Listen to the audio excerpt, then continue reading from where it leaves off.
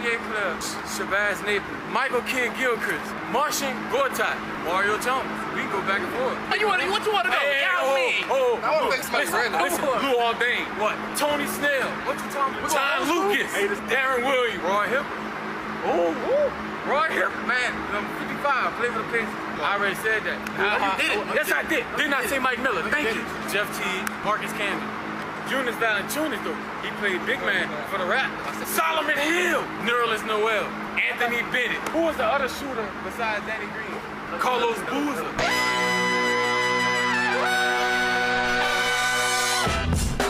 Good morning, sweet world, and welcome to the No Dunks podcast on the Athletic Network. It's Thursday, September 12th, 2024. I'm J.E. Skeets here in the Classic Factory alongside me, as always, Tass Mellis. Basketball fans, good day. Next to him, it's the bearded one, Trey Kirby. Heyo. Heyo.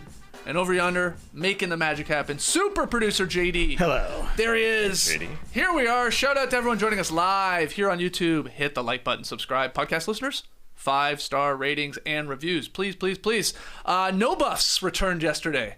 Yeah, that's right. And we got a new Alliance member. My wife, Nora, has joined the Power Alliance of No Buffs. And we assessed the intro videos and bios of the 18 contestants who will be competing on Survivor 47, which starts next week. Perfect time to get in, everybody. Oh, yeah. You know, we always say that, a little tongue-in-cheek, if I'm being honest. Not right now. It is the perfect time to get in. It hasn't even started. Episode 1 on Wednesday. It seemed like you guys are excited about the cast. I think overall. Yeah. Yes. I mean, you know, look.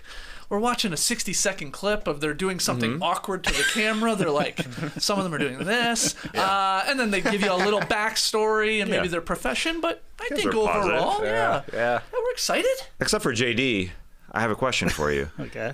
You talked about John Lovett. You said, I love John Lovett. I love Pod Save America podcast, but sometimes it annoys me. Yes, it does. Why? Why does it annoy you? Oh, come on, Tessie. Come on. Why you gotta call me out like this? Yeah, well, I need to know. I really just need to know what's angering you. What's irking you about that podcast? I love the show. I listen to it a lot, but sometimes they get on my nerves. Yeah, which part? Why? They're insufferable, those guys. Okay, well, they're not insufferable. That's why they have a way about them. They love their own jokes. Not that we don't love our own jokes. Yeah, well, you know. Yeah. Did you hear the one about Kobayashi in a karaoke room?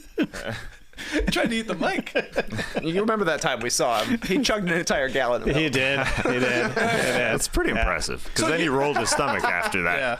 He pulled up his shirt and rolled his stomach. I've never seen anything like it. Tassie, don't take it personally that they sometimes get on my nerves. I was curious. I said I love John Lovett. I love him. Yeah, you love it. He's my favorite one out of all of them. Exactly. Of the Lovets, you got him ahead of Lyle.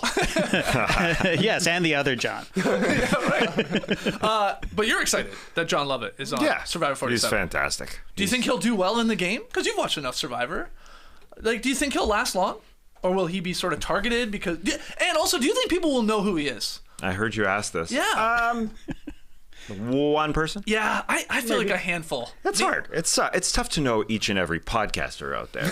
I mean, he's a former speechwriter. He performs his own shows. Not only does he do the Pod Save America, Love It or Leave It. Yeah, he does his own shows. I had tickets last year before I got hit by a car here in September. I was supposed to go see him that weekend. Oh, wow. Didn't happen. Damn. I was in a hospital.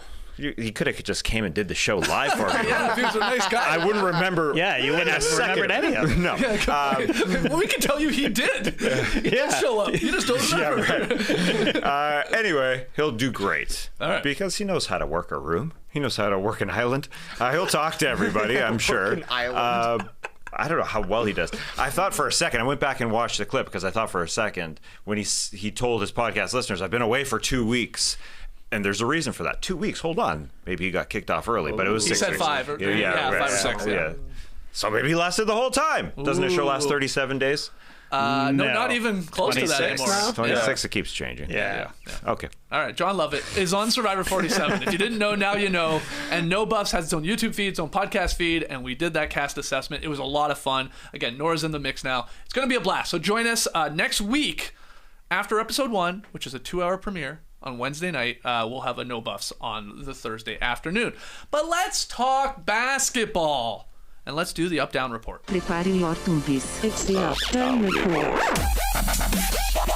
there are some news in the NBA world to throw some thumbs on. Thumbs up or thumbs down. Play along in the stream team right now. Drop them in the comments. Tweet at us if you want, at NoDunksInc, INC on the end.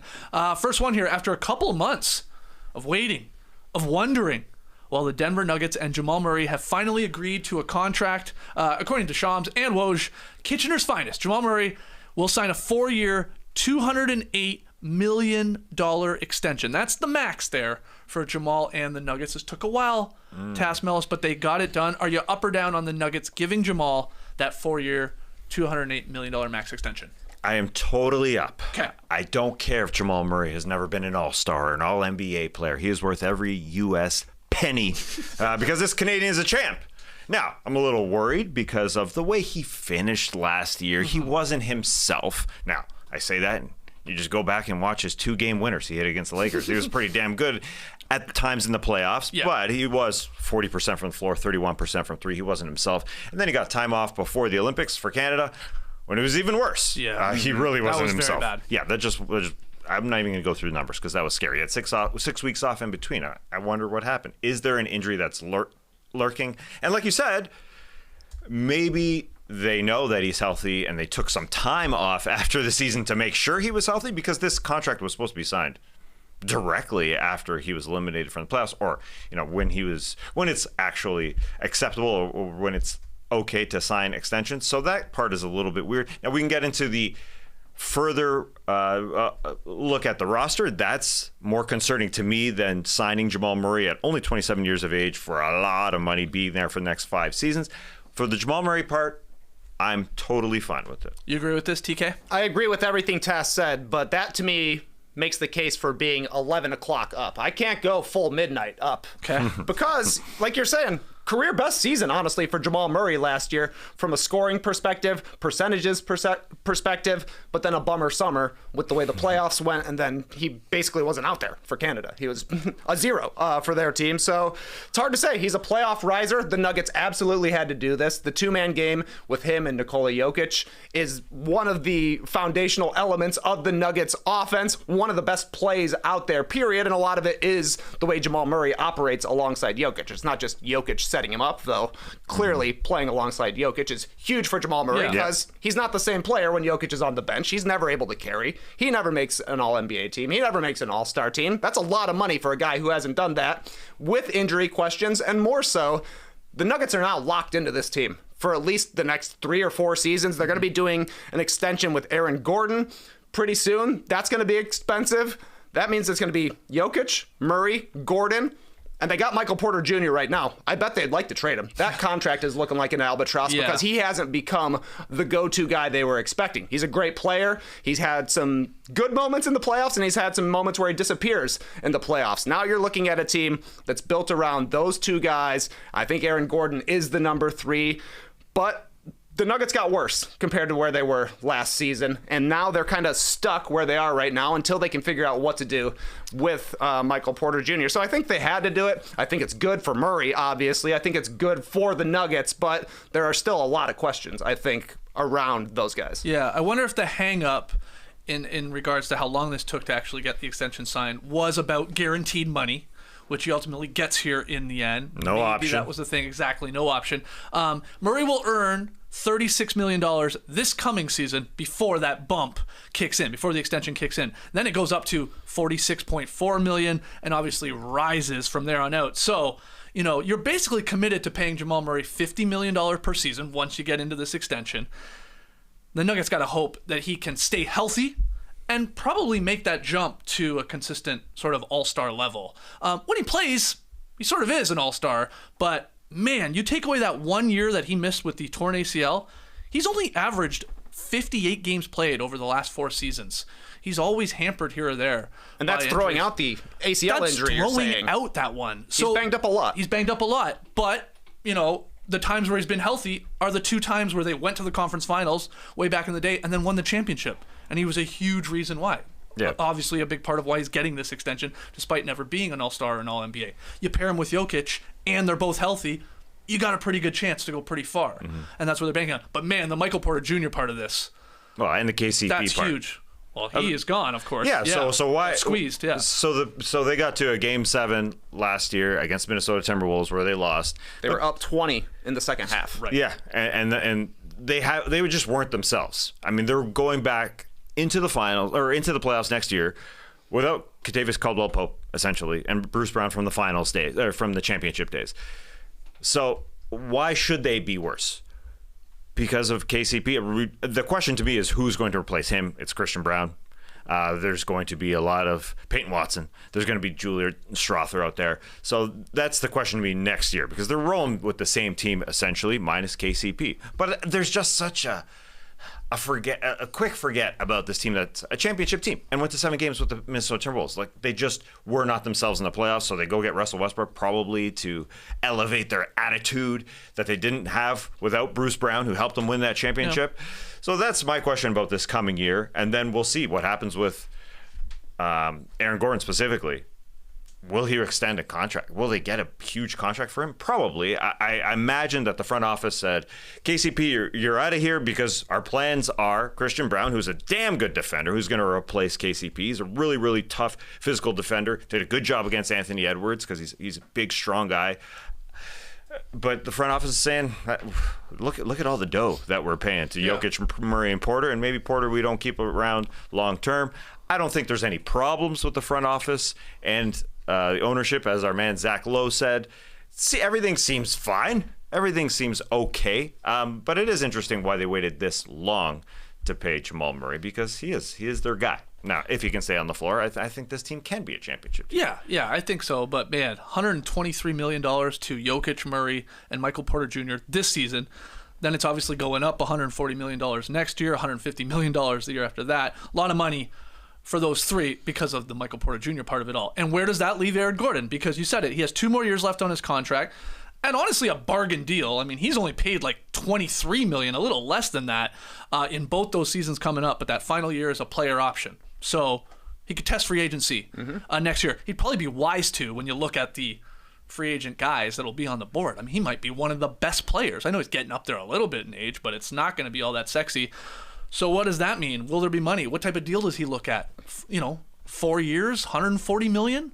Doesn't sound insane to me for the production he gives you. I think he's going to get paid similar to how Jamal Murray is getting paid with the Nuggets. There's no way to replace him, and they can't lose him because, like you're saying, Tass, the Nuggets have just been losing guys since they won the championship. Jeff Green, Bruce Brown, KCP. Like, I think KCP has become a little overrated this summer since he's one of the bigger names to move teams. He was their 5th starter. Like, he wasn't that great in the playoffs. He got lit up on the defensive end, which is not what you're looking for, and he didn't shoot the ball all that well. Maybe they can replace him, but there's not a lot of other options if things don't work out with their top 4 guys. Yep. Yeah. You think Jamal Murray will ever make an all-star team?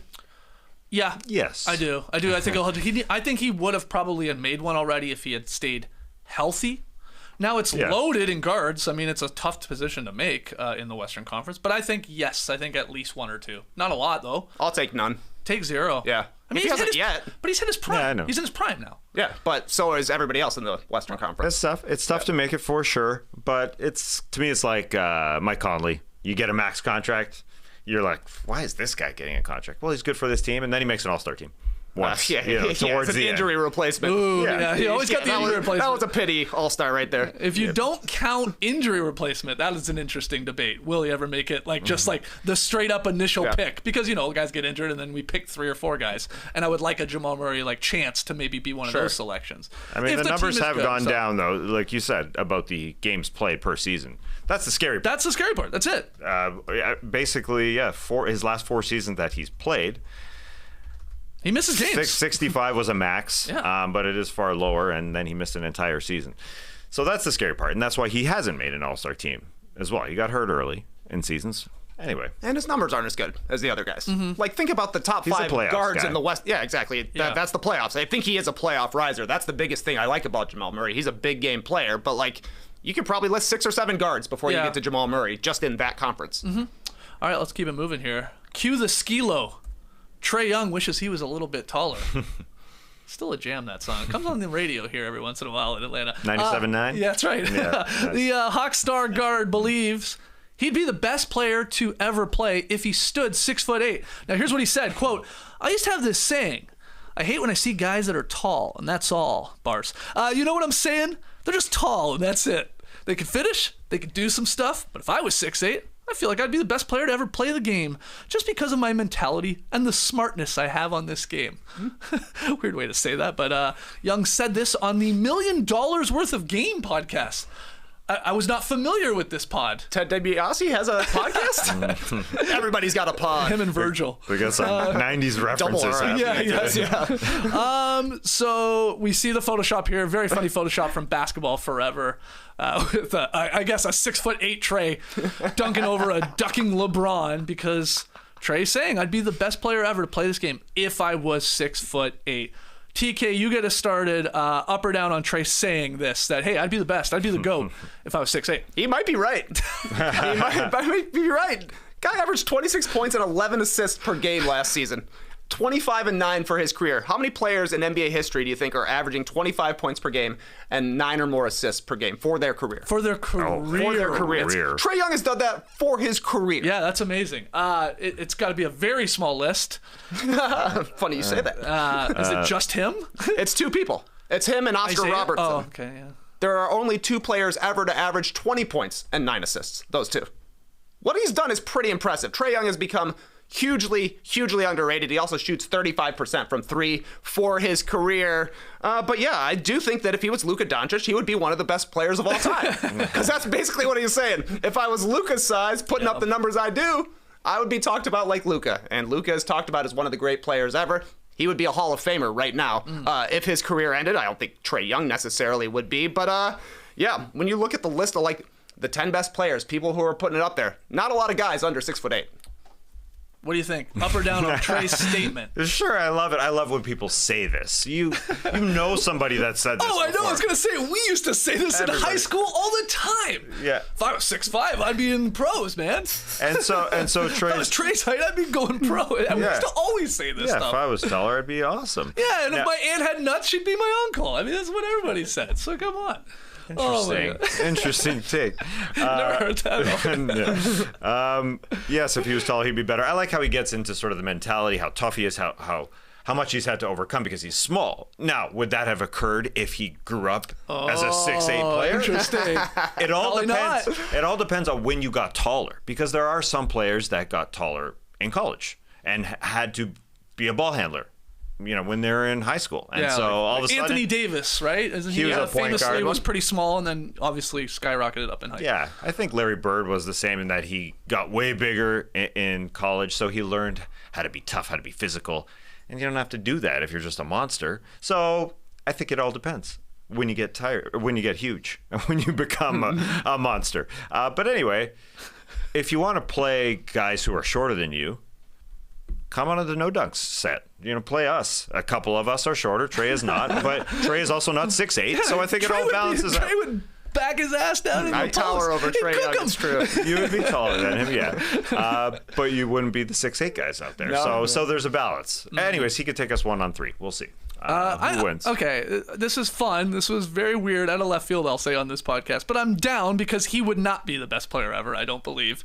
Even if he was 6'8". Hell, even if he was 7 feet tall. I'm not sure he'd be the best ever. Would he be better? Maybe. He starts to like, I saw people compare him, if he was 6'8", Trae Young, he'd be like, is he like Tracy McGrady? Is that's sort of who he is? I can sort of squint and see it maybe, but T-Mac, as great as he was, Hall of Famer, not the greatest ever. Not the greatest passer. I don't think Trae's going to be. Trae Young's a better passer. Well, that's true. But would he learned that if he was 6'9", just scoring over anybody? That's the problem. Yeah, depends on when you get tall. I mean, yeah. So you're like, if he could just snap his fingers and suddenly Trae Young at the start of this coming season is 6'8". Yeah. Okay. Damn, dangerous player. Top 5. A better top player. 5 How could we yeah. argue he couldn't be better, I think, right? Right. If he had all the skills that he has acquired being, they have him listed as 6'1". He's probably not even that tall. He's a small guy. Yeah. He's a slight guy, really, for the NBA, too. I tried to find the photo of us when he was on our show. Yeah. I think we were similar. He's a little bit taller than you and me. Yeah, he's 6 feet, probably. Which is amazing. A slight Incredible. fellow. Yeah. But let's hear from you. That was a fun one. How about this? Who would be the best player in the league if everybody was the exact same size? There we go. So if everybody was 6'8", 240 pounds. So LeBron. Yeah, he's not the best player now. No. Yeah, right. Shai Gilgeous-Alexander. Yeah, like, because what you're getting at is, like, if we all agree Jokic is the best player in the league right now, right? We're shrinking him. I mean, we're making him smaller. Shrinking him, yeah. He probably isn't quite as effective from like his little floater range. Sure. But also, there's no tall guys to block him. Yeah. And still has his touch, and still has his passing abilities and shooting ability. Yeah. Wow, I got to think about that one. Yeah. I just went. The guys who are top 5 now. Shai is one of them. The one who got to grow the most. Interesting. I just went with that logic. Because you're shrinking Jokic, you're shrinking Giannis, you're shrinking Embiid if you have him in there. Yeah, Tatum's not getting better. He's shrinking an inch, I guess. Yeah, a little tinier. Steph? Ooh, Steph Curry? Steph is a good one. Already an impossible shot to stop, and give him some more inches. Okay, good stuff. What a game. The perfect summer comment from Trae Young. If I was 6'8", I'd be the best player ever. That's awesome. All right, let's keep it moving here. Lakers big man Christian Wood underwent an arthroscopic surgical procedure on his left knee Monday. He will be reevaluated by team doctors in approximately 8 weeks. Wood underwent a similar procedure last March. Didn't play with the team after that operation. I think at some point maybe he was cleared to play, but they never played him. So, second procedure here on this knee, a little bit concerning. Up or down on Christian Wood contributing to the Lakers this season? That's how I wanted to spin that. Like, do you think he can bounce back from this and will actually contribute to the Lakers? I doubt it. I'm going to say down. Okay. Because he had some issues last year when he was healthy, and they were deeming Jackson Hayes a potential better player to play behind Anthony Davis at the 5 spot. Listen, Christian Wood is a very, very talented offensive player. I think it would have benefited him to be far smaller when he was growing as a player, when he was 15, 16, and 17, because he's a damn good offensive player. Wherever he played, with the Dallas Mavericks, he was a damn good offensive player. But the defense, the toughness, the commitment to getting everywhere on the floor and just being that glue guy wasn't there. So that's where he's lacked. That's why Dallas let him go, and that's why the Lakers said, okay, we'll give you a chance, but it didn't really work out. So I think what's going to happen with the Lakers team is Jackson Hayes is going to play. You're confident about that? He's gonna play. Yeah, I mean, Jared Vanderbilt is gonna. They don't have other they don't behind Anthony Davis. Yeah, I think Vanderbilt's gonna play a lot more. He's hurt too. Yeah, and he wasn't healthy last year. So the hope that he gets back, and he is that guy that I just mentioned that Christian Wood would have been if he was 6'2" instead. He's got the toughness. That's what he's got. He doesn't have Christian Wood's offensive ability. He just plays it. And there's other bigs out there instead. I mean, Bismack Biyombo's available. Why can't he be grabbed potentially? I don't know. But Christian Wood's still signed under a contract, so he's going to be there. So, what do you think, up or down on him actually contributing? Oh, you're down. Yeah. It doesn't have to do with the injury. Like, he's just not a contributing player, really, at this point. My last shred of hope for him was Dallas. He was solid the first half of the season there, playing under Jason Kidd. Eventually, they benched him, and he was out of the rotation and, kind of out of it, period. Same thing happened with the Lakers last year. He had Darvin Ham with an LOL when he figured out that Jackson Hayes was going to be starting over him, because Jackson Hayes often plays harder than Christian Wood, at least defensively. I don't think Jackson Hayes is that good either, but there's not really any options behind Anthony Davis. Jared Vanderbilt, like we said, he hasn't played since February. They're saying he won't be ready for the start of training camp. Yeah. You can apply to be the Lakers' head athletic trainer on LinkedIn. Right They're now? literally advertising the job on LinkedIn. Wow. Well, you got the background in science. I mean, you could maybe apply for that role. I could apply for it. I think there was 46 applications thus far, but they don't have a trainer, and they have multiple guys rehabbing injuries. This is phenomenal. Is that good? No, that's not good. No, I'm trying to find the job because I rarely go to LinkedIn. It's such a waste of time for me personally. Okay, good to hear. You're still committed to the show. Good for others. It's good for others, but I can't find the job. That's why I want to go there. Search head athletic trainer Lakers LinkedIn on Google. It'll come right up. Wow. I saw Anthony Irwin was posting about it. But the Lakers are going to need some people off the bench. Yeah. Because it's LeBron and it's AD. They were super healthy last year. Nobody knows if that'll be the case, but let's give them 75 games. There are still a lot of minutes that need to be made up that the Lakers just didn't have contributing players at those spots last year. Like Cam Reddish had a couple of moments here and there. Taurean Prince had way too many moments. He's gone. It's hard to say who the Lakers have outside of LeBron, AD, Reeves. They would like to see Russell go. Rui Hachimura is still around, but he doesn't seem to have any buzz the way he did after his 2023 playoff run. So the Lakers kind of need Christian Wood to get back, and now he's had 2 knee surgeries on the same knee. Not great. Yeah, I think he had said like maybe a month or so ago too on Instagram, he had like, I'm feeling good, revenge season type of posts, like I'm healthy, I'm ready to contribute, and then this unfortunately happens in this setback, so that sucks. How about if they're looking for a big? I just heard DeMarcus Cousins say on a podcast, I'm done pitching myself to these teams. They know what they're getting with me. I'm ready whenever. Hasn't played in the league in a long time. Cousins playing all over the world, but it's been like 3 years or so since he was last there. Never played for the Lakers. Thought he did, but I think he had a Clipper stint. He didn't play for the Lakers? I don't think he played. He had a contract. I don't think he played a regular season game with them. Yeah. Kings for a long time, Pelicans for a few years where he was still an all-star, the Warriors for a year, 30 games. Then he had a year off. Then it gets crazy. 25 games played with the Rockets, 16 games played with the Clippers, 17 games played with the Bucks, and then he finished off with the Denver Nuggets. So, yeah, never got into a game there for the Lakers. So maybe now's the time. They need a big. They need a big. He's only 34 years old, by the way. and they need a new head athletic trainer. As Trae said, there's a job on LinkedIn. Our man Ash just sent the job. It pays well. I don't think it does. How much? Not enough. It's like $250 to $285. I mean, that's a huge number.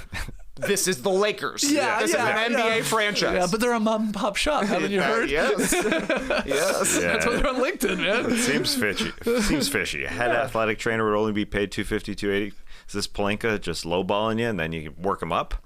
Very interesting stuff here. So, Lakers coming into training camp here with not a clean bill of health, with Wood and Vanderbilt, and not even an athletic trainer to be found. So we'll see how that goes. All right, next one here. This week, the NBA Board of Governors this week approved an expanded use of the Coach's Challenge when reviewing out-of-bounds violations.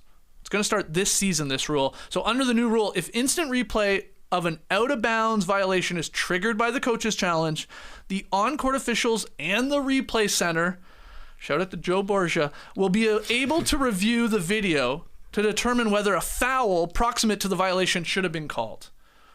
We have an example for you, but TK, you get us started here. Are you up or down on NBA expanding the use of instant replay on these out-of-bounds reviews? I had a hard time with this. I feel sideways because we do not need more reviews. We do not need more things that we're looking at, taking more time, because part of it is the proximity of the foul to the violation that's being reviewed, the time of the foul with relation to the play that's being reviewed. These are also infuriating to see when they're replaying it, right? You're like, oh, that clearly should have been a foul. Let's switch it back. But we wouldn't even have seen that if it weren't for the review. So I think I go down. We need less reviews in the game, and we need less plays that can be reviewed because it sucks every time they go to the board. Literally every time. I hear you, but I'm going positive with this because it is a coach's challenge play and a coach's challenge situation only. They're not just going to go to the review center and say, you know what, as we review this out of bounds play, that was a foul. It's only when a coach's challenge comes up. So that determines if the player knocked out the ball, but because he was fouled. They add that on only in a situation where a coach's challenge happens. So is it safe to say we're not getting more reviews from this? Yeah. It's the same reviews from the coach's challenge, but they can then see, oh, okay, we're looking at who it went out on, but that was actually a foul that caused it to go out. Yes, right? Because they don't want reviews to allow officials to go back and just re-officiate the entire game. I mean, so it's only on this vacuum, this type of incident, and whether or not it was close, as you said, whether it was proximate to the hit. So I totally agree. We can't have them any longer. But what happens in the last 2 minutes, that referees and the review center can just judge whether or not a ball went off of this team or this team at any time. Yeah. That happens in the last 2 minutes. But in those situations, they can't determine whether a foul happened or occurred during that. So it's weird. It's weird because we are going to see some things on our screens and say, oh, they can call a foul on that now. Oh, no, they can't. That was just a review called by the officials or by the review center. oh, they can call a foul on that. It was a coaching challenge. Yes, that's correct. You know, they say it is weird. Yeah. It is weird because we are going to see lots of things that we see in the NBA all the time. And that play that you said, we've got the video clip here of Kyrie bumping in to Jaden McDaniels. I mean, fouling. Hits him on the arms. Yeah. That's so a foul. that's why it's out of bounds. So they would, in a challenge situation, they'd say, hey, Kyrie's got a foul. Yes. Yeah. Because when they looked at that last year, that's from last year, obviously, between the Mavericks and the Wolves, it was challenged by Dallas, right? They challenged that. They said, Kyrie's like, I didn't touch it.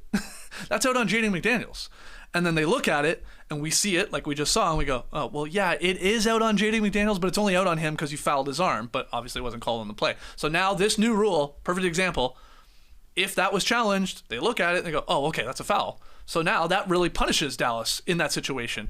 Obviously, it would be Wolves' ball. It could be a potential bonus. These are usually late in the games when fouls have accumulated. So maybe that will make some of these coaching challenges sit on them a little bit. Like it's these bang plays where there's a lot of contact. It's like, okay, maybe it went out on the other team, but did you hit them?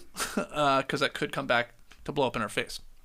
But overall, TK, nobody wants more. I'm with you. Nobody wants more reviews. I mean, I'd take these away if we could. Yes. Let's just go. Yeah. Because these all happen when the game is supposed to be at its highest drama, usually at the end of games. Yeah. When it's a close game. And then, oh, geez. And yeah, you want to get it right, but at the same time, it just takes what is super entertaining and super fun and just drags it out and takes all the energy out of the building and the obviously experience watching it. They are still allowing for the human element to officiate most of the game. But in these situations, they say, hey, we're doing the video thing. And in this situation, Dallas won that game. It was game 2 of a sweep. So that was important, obviously. It could have gone to Minnesota Timberwolves. It wasn't a sweep. It was a 4-1. Minnesota won game 4 after it was a 3-0 start. It was a gentleman's sweep, basically. But it could have been totally different. Yeah. Because they would have called the foul. Yeah, they would have called the foul. I mean, you can say that about every foul because the human element cannot officiate a basketball game. It just can't. You just can't.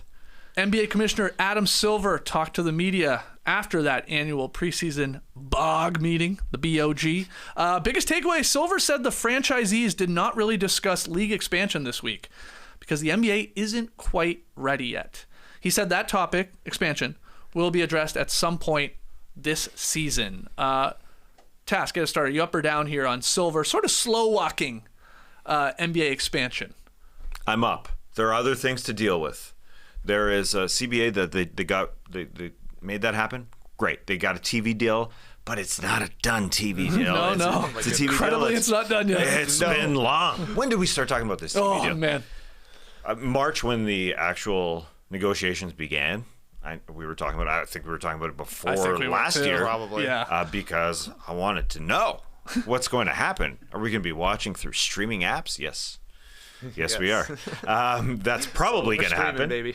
unless somehow Time Warner Discovery can find a way through the legal system to be able to usurp that deal and take it back from Amazon. That ain't going to happen. But anyways, I think they just got to settle that first. Right. And then get to the expansion. And that's sort of what Silver's saying here. Like, one thing at a time. He's methodical. CBA first, then the media TV rights deal, and then expansion. So are you up or down on Silver, addressing this? I'm up. I think you missed one step, though. LeBron James retiring. Oh, there is that as well. Yes. We will talk about expansion when LeBron is ready to own one of the expansion franchises, which you can't do as a player. So that, to me, is when we'll really get going, when LeBron can be involved in the ownership group that's going to take probably the Las Vegas franchise in all likelihood. So, LeBron is still one of the top 10 players in the game. He's amongst the best 6'8" players in the game of all time, I would have to say. But he is going to be an owner of a basketball team pretty quickly after he retires, and it makes sense that they would wait for him to be involved. Okay, so we know he's going to obviously checkmark playing with his son at some point. We've debated whether it'll be game 1 or at some point this season on the Lakers. That will happen. We'll get that moment. And then how many more years left does LeBron have in the tank here? Is he playing just this year? another year? Does he want like the swan song year? Like, this is my final year.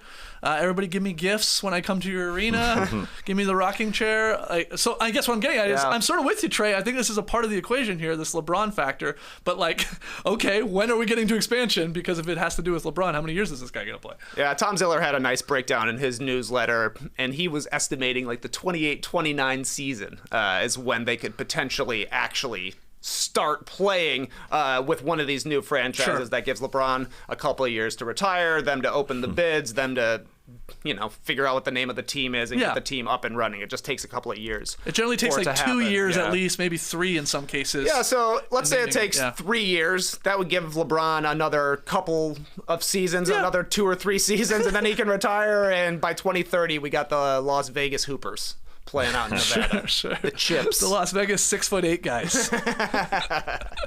That'll be their thing. They only hire 6'8" guys. There's going to be so many teams in Las Vegas. What a world. I mean, it wasn't that long ago. There's 0 professional teams. Right. That's right. We've got the Aces, we've got a football team, there's a baseball team coming, there's a basketball team coming. Hockey. Don't forget about hockey. How could you? I just the Golden did. Knights. The Golden Knights. When did they come? I mean, it's been like 10 years. They've been one of the longest ones, for a right? while, I feel like. Yeah. Okay. Okay, cool. So yeah, let's hear whether you're up or down on Silver sort of slow playing it, or are you just ready? Do you want these teams now? Let's go.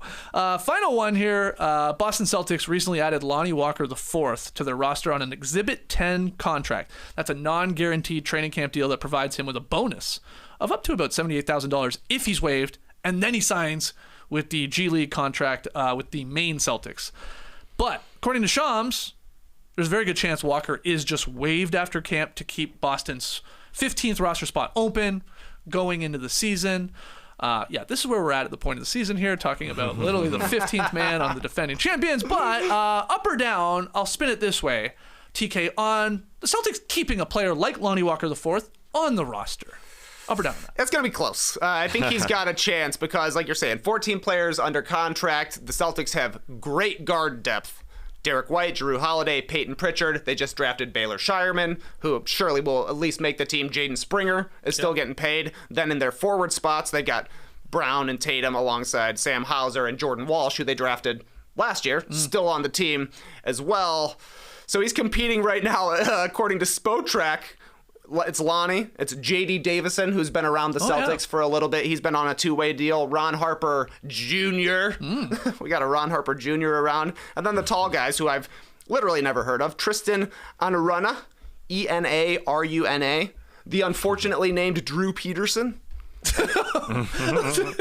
And Anton Watson, plus anybody they might sign for training camp. So I actually think that the Celtics will find a big between now and the season. Maybe it'll be Bismack Biyombo. But with Kristaps Porzingis coming in injured, Al Horford getting towards the end of his career, who knows how often those guys are going to play. Maybe they need emergency bigs like O'Shea Brissett, who unfortunately declined his player option with the Celtics this year, thinking he might be able to find a better deal somewhere. That has not materialized yet. Yeah. So they seem to value continuity on the Celtics. They've had this team together for quite some time, adding pieces here and there, getting better and better. I think it wouldn't be surprising to me if Brissett finds his way back to Boston.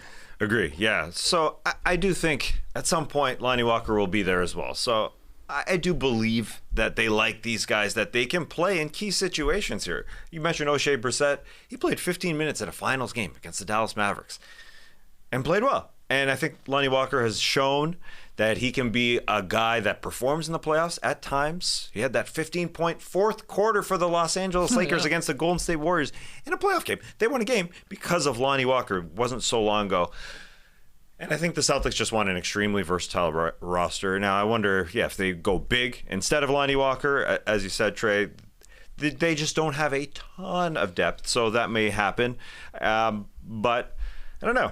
Neemias Queta, are you going to be there forever? I guess. The thing is, Lonnie Walker can just be good. So I just think he, in a perfect situation when you've got a bunch of guys who draw the attention of the other team, whether it's Tatum or Brown or whoever, Lonnie Walker can be damn good and score. And he did it all right for the Nets last year, so somebody's got to sign him. Yeah, he was on fire to start the season last year for the Nets. Yeah. I remember he couldn't miss from three. He was putting up decent numbers, and it sort of trailed off as the season went on, but he definitely feels like a guy that should be in the league, should be on a roster. But it looks like, I'm with you, I think to maintain flexibility, to keep the tax bill as low as possible, even though it's astronomical, he'll likely, unless he finds his way to another team, he'll likely be on the main Celtics, the G League roster, trying to get the call up either to Boston, because you never know if injuries happen, stuff like that, and then there's suddenly a spot, or to another team.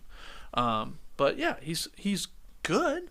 He's an NBA player. I believe he's proven that. This guy's hoping for expansion, I'll tell you that. Lonnie Walker's like, yeah, come on. We need to expand for the Lonnie Walkers out there. That's right. There's a lot of Lonnie Walkers There's out there. a lot of Lonnies, but there's not Tim a lot of Lonnie Hardaway Walker Jr. IV. hit 4 threes in the fourth quarter of an NBA Finals game.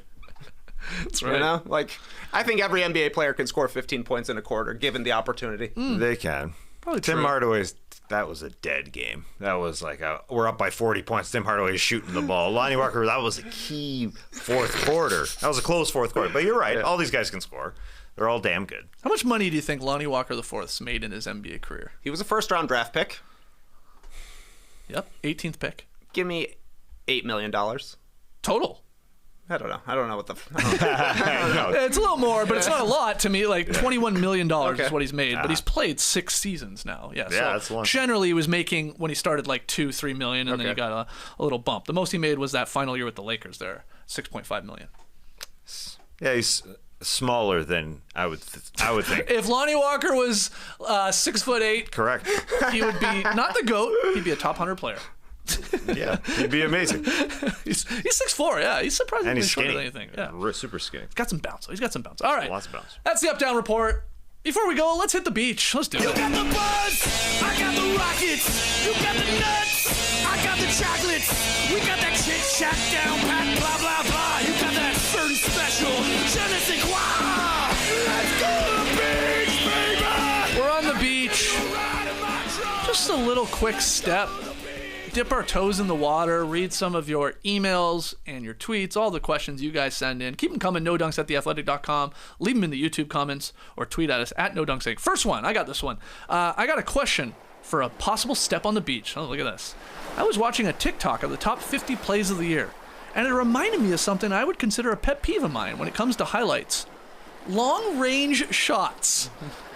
It's one thing if it's a game winner, but half-court shots to beat the buzzer, like at the end of a quarter, let's say, just aren't that entertaining to me. And they don't deserve to take the place of other actual great plays. Having said that, what's a basketball/NBA pet peeve of yours? That's from Tynan.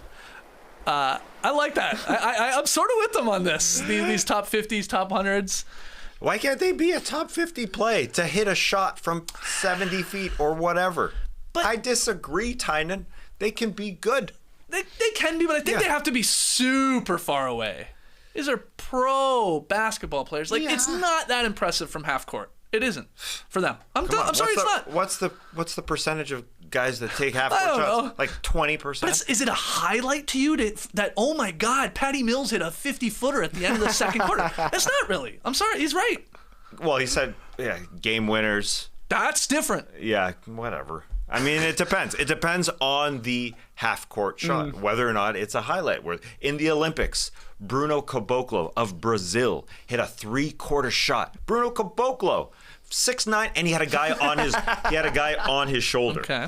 So there are elements. There are elements. Not at the end of the game. You're saying It was end of a quarter. Okay. But three quarters is pretty impressive. Yeah, he grabbed a rebound, went right into a shot, dribbled. Splashed it. Yeah, it was awesome. Was it a top 50 moment of the year? No. Probably.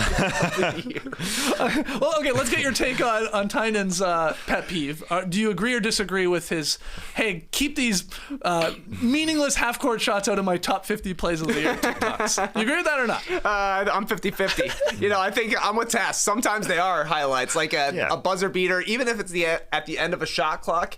If the play is going wrong, the ball gets knocked out, the guy just saves it at half court, chucks it up, it goes in. That's cool. That's cool. Okay, That's cool.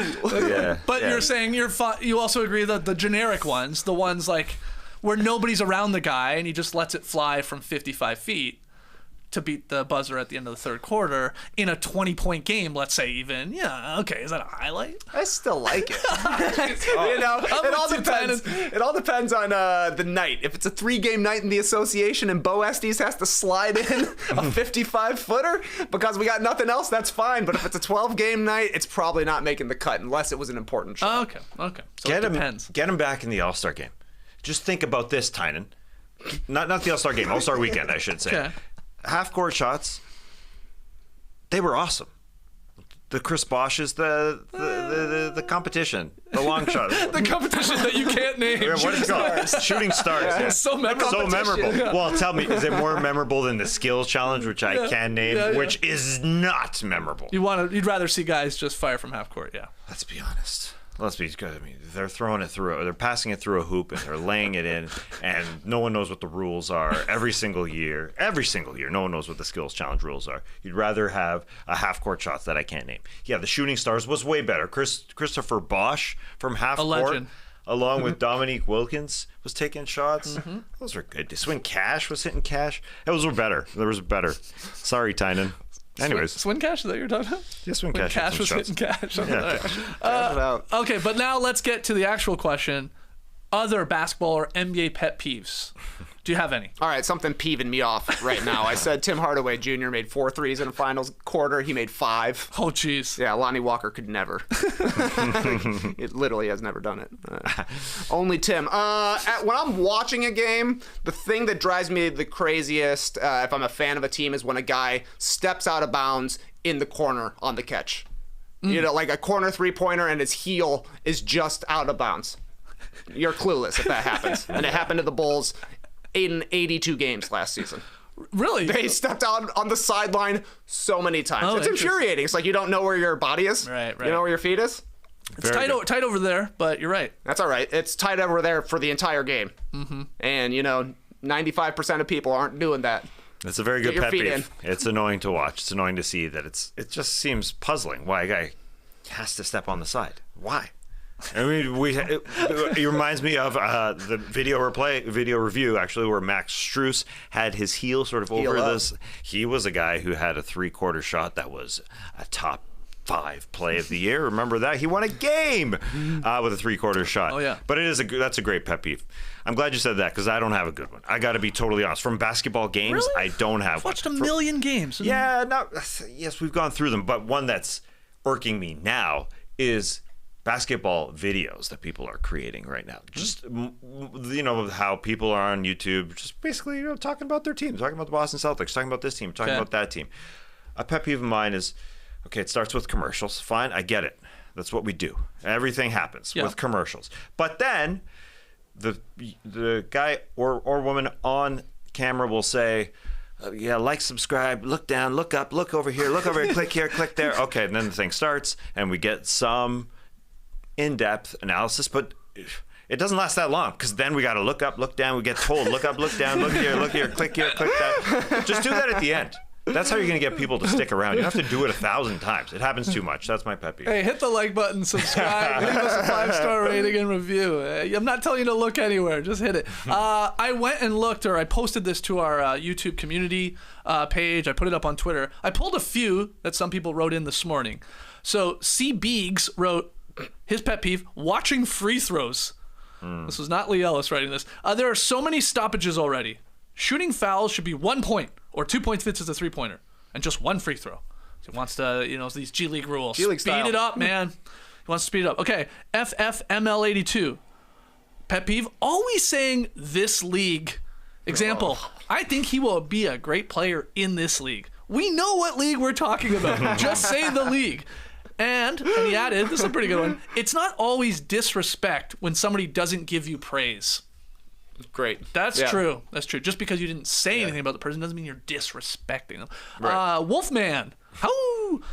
Being mad at the unwritten rule for scoring when the game is out of hand.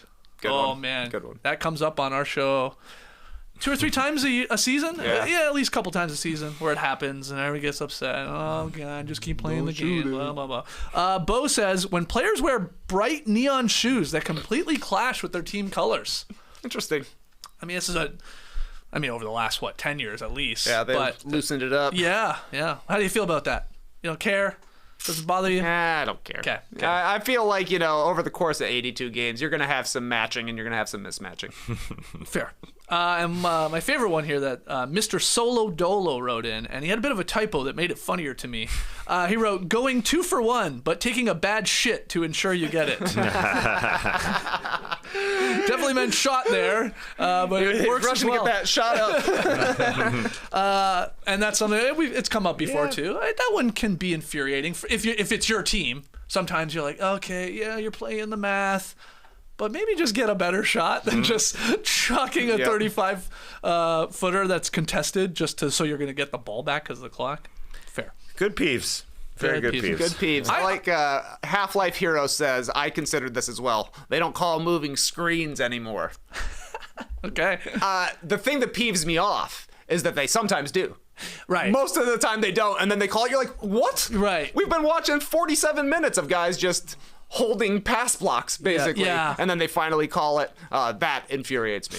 That's a good one. The inconsistency. I've got one from Pickup Hoops. That's a pet peeve. When you're warming up with a bunch of people shooting around on one net and someone doesn't know, I mean, it's an unwritten rule, but everybody knows it's a pickup rule.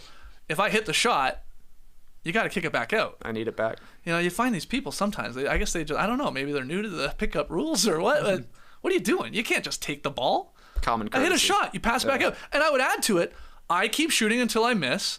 And once I miss, especially if there's only 2 of us, let's say, shooting with one ball, I run to the net, you give me a bounce pass while you circle out to shoot. I hit a layup, I kick it out to you. Love it. That's the dance we're doing. Yeah, it's okay. It's not locked in down here. The change on shooting the layup afterwards. Growing up, you're always shooting the layup. Here, I feel like 50-50. It's probably. 50-50. Yeah. But for the most part, people respect that you hit the shot. Yes. Kick it back out to you. Yeah. Even if you got, I love when there's like a lot of balls being shot at the same time, a lot of people shooting on one net, and like the rebounder doesn't know who hit it. I always love that. You're like looking around, and you're looking for a finger. Yeah. Okay, I'll kick it over there. Good stuff. All right, that was a fun question, Tynan. Thank you. Next one, a tie-in to one of our shows that we've done this summer. Hey guys, when JD selected Penthouse in the Perfect House Squad episode, I chuckled. I live in a penthouse now and thought it was a nice coincidence. No private elevator, no house staff, no helipad. When he said Upper West Side Manhattan, I gasped. I grew up on the UWS right near Central Park. I'm very proud to have JD's dream living scenario in my lifetime. All the best. That's from Dan Land. Wow. Dan's pumped. Dan Land. JD. I want to be you, Dan Lan. Well, he doesn't have a house staff or a helipad. Oh, that's okay. That's okay. Or a private That's fine, elevator. That's fine. Did he mention a fridge? Yeah. How big is his refrigerator? Yeah. I love those AI photos that somebody did of our houses that we drafted on the Oh, I didn't Perfect see House those. Squad. You didn't see those? I didn't see those. Oh, yours was amazing because like AI was confused about your refrigerator. Oh, yes. It was like 10 stories high. Oh, Huge. Wow. Yeah, oh yeah. It's like a warehouse. It's sort of, Cool. That's even better. Yeah. It's why you want what you don't have, right? I don't have a view here, really. I don't have any walkability here. So I just want to be in the big city, That's it. That's all. But we said, I mean, you got dogs, we said, came up. Hey, like I said, I lived on the 17th floor with 2 boxers. You didn't like it though, be honest. I did like it. I didn't like it with the... In the winter, you liked it when you had to bundle up, Yeah, get because... them in the elevator, go down, talk to whoever neighbors you saw, find some Okay, grass. all right. Yeah, that part of it I didn't love. But I loved not having to shovel my walk and having the superintendent do it. That was great. That's nice. It's true. I was living in that apartment during the big blackout that lasted for like 3 days. So that was... You take the stairs. Take the stairs, yeah. With the dogs, obviously. With the dogs, yeah. Wow. Yeah, it's brutal. That's a lot of... That's probably Yeah. tough on a Lot dog. of On a stairs. boxer, too, I would assume. Come on, it's a boxer. 17 floors is nothing. Absolutely nothing. The last 17 rounds in the ring. No, boxers were good at going up and down stairs. They love Sort of it. just assumed all dogs were sort of not bad at it, but didn't enjoy it. Oh, yeah. I feel like they're... I know it depends on their size a little bit, but... Yeah. Boxer's a little top heavy, so going down the stairs, I think, is worse. Yeah. Like half the time, Hazel's falling down the stairs here. Just tumbles down. But she's fine, because she's a boxer. Yeah. All right. Yeah. Final one here. Hey guys, I wanted to ask if any of you guys can recall the funniest times NBA players have been calling for the ball with full confidence whilst the entire world is laughing at them for their lack of awareness in the situation. The greatest, in my opinion, has to be Thomas Bryant on LeBron's shot to break the scoring record. I know he really sealed his man deep in the paint, but come on. Everyone knew what was coming there. Love the show. Listening for well over a decade. Thanks. That's from Will in Brighton. And yes, we have the photo, the famous photo of Thomas Bryant. Great post up. He's open. Pass him the ball. He's got size on Shea down there in the post. But yeah, LeBron taking the record-breaking shot there. That's why the Lakers traded him. Because he called for that ball. He didn't play another game with the Lakers. It was like a week later, right, that he was gone? 2 days. Gone. I had to look it up to remind myself. Yeah. I did not know that. It had to be why. Ruined the picture. Yeah. Look, he's calling for it. Why do you not know that? LeBron's going to shoot the thing. Just pin your guy underneath. Funny. Grab your guy by the jersey. The foul will not be called. He's got great position, though. He does. Yeah, it is nice Easy position. finish. Got Shea on his back. Yeah. Come on, put it up lefty. Oh, LeBron was a passer. Give it to me. I thought that was his best skill. That's what they keep telling us. Great one. Do you have any other that come to mind? I was racking my brain for this. I got 5. Look at this guy. It is hard to find, though. Okay. On YouTube, I started with like NBA calling for the ball. Nothing came up. Switched to NBA pouting for the ball. It was a gold mine. Okay. Dion Waiters with LeBron as well. Like LeBron's handling the ball up top, and it's just a mixtape. Probably 20 seconds of Waiters like shaking for the ball. Like, come on. He's like waving guys off, just shaking. Come on. Bring it to me, LeBron. LeBron not even looking, just handling the ball. So funny. Kevin Love has some good ones from the end of his tenure with Cleveland after LeBron is gone. It's Colin Sexton dribbling the air out of the ball as the clock runs down. He finally gives it to Kevin Love, and Kevin Love throws it as hard as possible at Chetty Osman's ankles. Yeah, we talked about this. Yeah, they were all pissed with each other. Yeah, that happened, and then soon thereafter it was like Kevin Love got upset with some sort of defensive mishap against the Raptors. He just slapped the ball inbounds on it. It went right to the Raptors. They hit a 3. Yeah. And he was a Heat not long after, if I'm not mistaken. So those were 2 very funny ones. Then there were some more dramatic ones.